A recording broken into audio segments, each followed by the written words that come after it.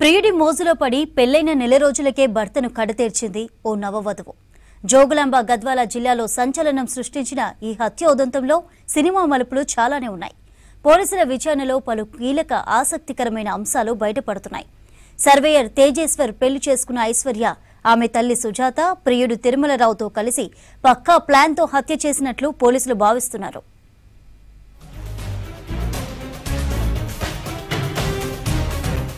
జోగులాంబ గద్వాల జిల్లాలో చాలా పకడ్బందీగా సర్వేయర్ తేజేశ్వర్ హత్య జరిగింది. కట్టుకున్న భార్య ఐశ్వర్య ప్రియుడి మోజులో పడి పెళ్లైన నెల రోజులకే భర్తను హతమార్చింది. జిల్లా కేంద్రం గంట వీధికి చెందిన రిటైర్డ్ సర్వేయర్ జయరాములు శకుంతల దంపతుల రెండో కుమారుడు తేజేశ్వర్. లైసెన్స్డ్ సర్వేయర్ గా పనిచేస్తున్న ఇతనికి కర్నూలు జిల్లాకు చెందిన ఐశ్వర్యతో ఏప్రిల్ నెలలో వివాహం నిశ్చయమైంది. మే 13న పెళ్లి జరగాల్సి ఉండగా ఐశ్వర్య కనిపించకుండా పోయింది. మళ్లీ 5 రోజులకు తిరిగి వచ్చింది. పెళ్లి వాయిదాలకు కారణమేంటని ప్రశ్నించిన తేజేశ్వర్ కు తన తల్లి సుజాత కట్నం ఇవ్వలేని పరిస్థితిలో ఉందని, అందుకే పెళ్లి చేసుకోవడం ఇష్టం లేదని కథలల్లి చెప్పింది ఐశ్వర్య. వెంటనే ఐశ్వర్యపై తనకున్న ఇష్టాన్ని వ్యక్తపరిచి కట్నం లేకుండా పెళ్లి చేసుకునేందుకు రెడీ అయ్యాడు తేజేశ్వర్. అలా ఇద్దరి అంగీకారంతో మే 18న బీచ్పల్లి గుడిలో పెళ్లైంది.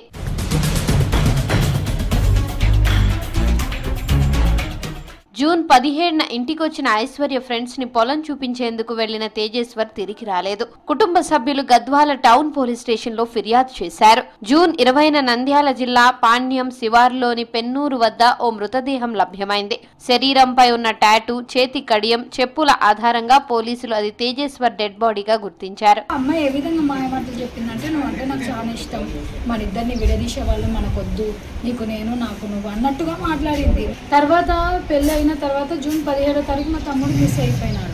మిస్ అయిపోయిన తర్వాత మేము పోలీస్ కంప్లైంట్ ఇచ్చినాం. పోలీస్ కంప్లైంట్ ఇచ్చిన తర్వాత అమ్మాయి మొబైల్ చెక్ చేస్తే అమ్మాయి మార్చి 13వ తారీఖు నుంచి జూన్ 13వ తారీఖు వరకు 2200 కాల్స్ మాట్లాడాను సార్ బ్యాంక్ మేనేజర్తో.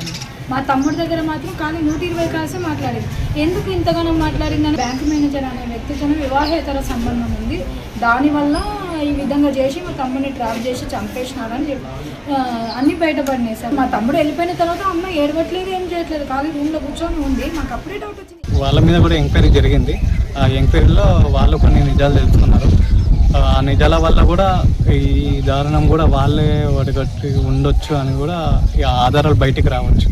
తేజేశ్వర్ హత్య కేసులో గద్వాల పోలీసులు కీలక ఆధారాలు సేకరించారు. ఈ కేసులో భార్య ఐశ్వర్య, ఆమె తల్లి సుజాత, ప్రియుడు తిరుమలరావు ప్రమేయం ఉన్నట్లు గుర్తించారు. వివాహేతర సంబంధమే ఇందుకు కారణమని పోలీసులు భావిస్తున్నారు. ఈ ఘాతుకానికి ముందు నెల రోజుల వరకు ఐశ్వర్య, తిరుమలరావు 2000 నిమిషాలకు పైగా ఫోన్లో మాట్లాడుకున్నట్లుగా కాల్ డేటా ఆధారంగా పోలీసులు గుర్తించారు.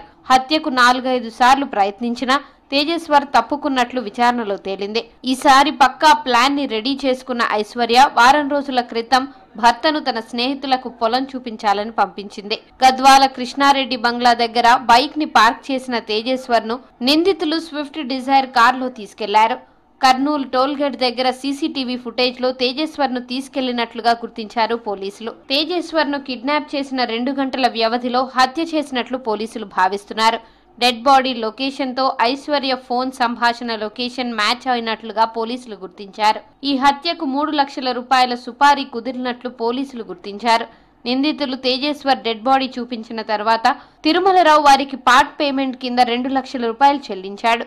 ఇన్వెస్టిగేషన్ బాగా మేము ఎక్కడన్నా అన్లోడ్ డెడ్ బాడీ చేసారు అని చెప్పేసి అనుమానంతో మేము కన్సర్న్ బార్డర్ పోలీస్ స్టేషన్ వాళ్ళకి ఇన్ఫార్మ్ చేయడం జరిగింది. వాళ్ళ ఫ్యామిలీ వాళ్ళని కూడా అక్కడ పిలిపి చెక్ చేయించాం.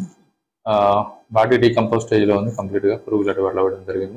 చేతి మీద రైట్ హ్యాండ్ మీద ఒక టాటూ ఉంది అమ్మ అని, ప్లస్ అతనికి ఉన్న కడియాలు, ప్లస్ అతని బాడీ మీద ఉన్న వస్తువులు, చెప్పులు, వాటి ఆధారంగా వాళ్ళు తేజేశ్వర్ గద్వాల మిస్ అయింది తెలిసింది. అతన్ని ఎవరో ఆ కారులో ఉన్నట్టు వ్యక్తులు కానీ ఇంకెవరో వ్యక్తిగత కారణాలు కావచ్చు, ఐదర్ ఆర్థిక కారణాల వలన తీసుకొచ్చి ఇక్కడ చంపేసినట్టు తెలుస్తుంది.